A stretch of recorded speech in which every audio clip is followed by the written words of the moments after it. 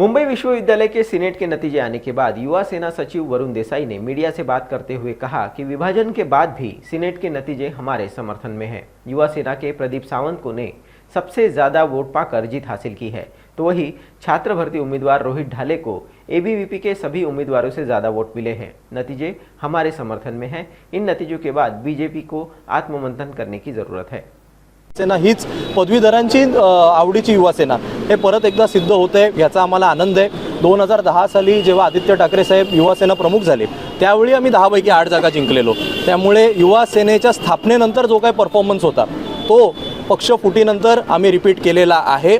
अनेक लोक हा सोडून गेला तो सोडून गेला, आमच्यातनं 5 सिनेट सदस्य फोडले, आता युवा सेनेचं काय होणार, आता हा गेला ना ते गेला, या ज्या काही सगळ्या बातम्या होत्या मला वाटतं आजच्या निकालाने या सगळ्या बातम्यांना आम्ही उत्तर दिलेलं आहे। शेवटचा प्रश्न निकाला आदित्य साहेब हे वारंवार फोनवर संपर्कामध्ये आहेत आणि जे काही आमचं नियोजन होतं त्या नियोजनानुसार निकाल लागतायत की नाही, मतं पाहिजे तशी ट्रान्सफर होत आहेत की नाही, अगदी बारकाईच्या छोट्या छोट्या विषयांवर त्यांचं लक्ष आहे आणि दर अर्ध्या तासांनी ते माहिती घेत आहेत आणि जसे पूर्ण निकाल स्पष्ट होतील तसे ते देखील मग मला वाटतं मीडियाशी बोलतील।